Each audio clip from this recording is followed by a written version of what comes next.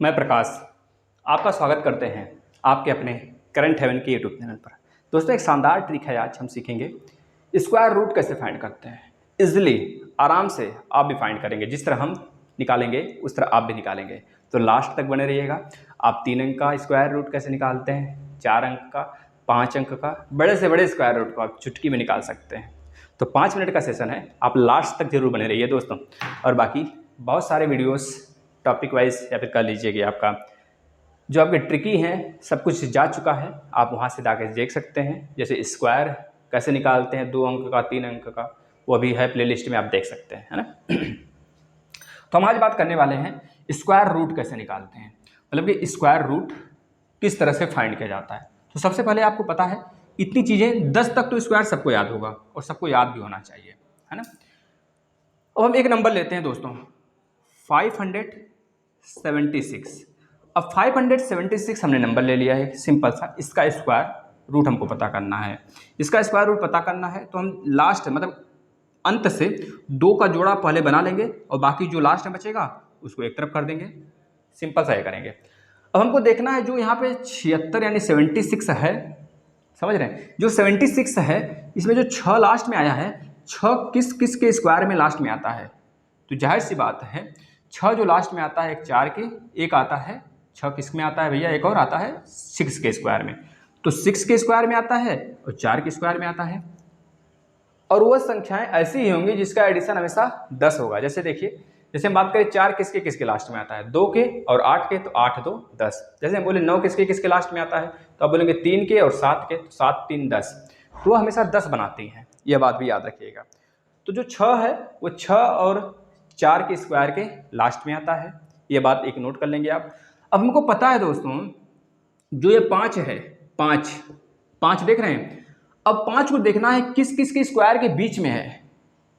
6 हमने देखा किस किस के स्क्वायर के लास्ट में आता है, तो 6 के और 4 के लास्ट में आता है 6, ये दोनों जो जोड़ा बना है। अब इस बार 5 जो बचा है, 5 को हम देखेंगे कि किस स्क्वायर के, मतलब कौन से 2 स्क्वायर हैं जिनके बीच में आता है 5। तो आप बोलेंगे सर 4 और 9 के स्क्वायर के बीच में आता है, सॉरी 2 का स्क्वायर 4 और 3 का स्क्वायर 9, मतलब कि 4 और 9, मतलब कि 2 के स्क्वायर और 3 के स्क्वायर के बीच में आता है। 2 के स्क्वायर 3 के स्क्वायर के बीच में आता है 5। तो आप क्या करेंगे, अब 5 किसके बीच में आता है भैया, 2 और 3 के बीच में आता है। अब आपको यहां से यह फाइंड करना है दोस्तों, जो आपका 5 है, सबसे पहले आपने यह पता कर लिया कि 2 के स्क्वायर के और 3 के स्क्वायर के बीच में आता है।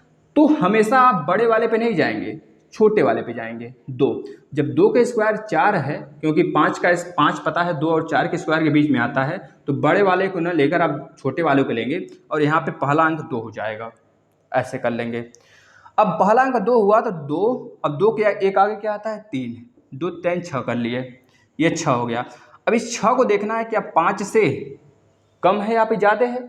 अगर 6 से 5 अगर कम है तो हमेशा आप छोटे वाले पे जाएंगे, इस वाले पे। अगर 6 से 5 बड़ा होता तो आप बड़े वाले पे जाते, समझ रहे हैं कि नहीं। तो 6 से 5 तो छोटा ही है, तो 4 यानी कि 24 का स्क्वायर क्या हो गया 576। एक और एग्जाम्पल लेते हैं, ये तो छोटा सा था 3 अंक वाला, आराम से आप निकाल सकते हैं। एक थोड़ा सा बड़ा लेते हैं एग्जाम्पल, देखिएगा आप इजिली इसको भी फाइंड कर सकते हैं दोस्तों। 51,084, मतलब 5184, इसका देखिएगा कैसे निकालते हैं हम लोग इजिली। अब यहाँ पे 84 है, सिर्फ उसमें भी वही चीज़ें करेंगे, जोड़ा बना लीजिए 2 2 का, मतलब पहले ये वाला 2 रहेगा, उसके बाद लास्ट में सबका सब एक साथ। अब ये 84 है, 84 में हमको ये देखना है 4 किसके किसके लास्ट में आता है। 4 किसके किसके लास्ट में आता है, 2 के और 8 के लास्ट में आता है। तो लिख लीजिए यहाँ पे 8 हो गया और यहाँ पे 2 हो गया, 8 और 2 10 हो गया कि नहीं हो गया। अब ये तो हमको पता हो गया। अब यहाँ पे आना है, जो 51 है, 51 किसके किसके स्क्वायर के बीच में आता है। यहाँ पे लास्ट में किसके किसके आता है, यहाँ पे स्क्वायर के बीच में किसके किसके आता है।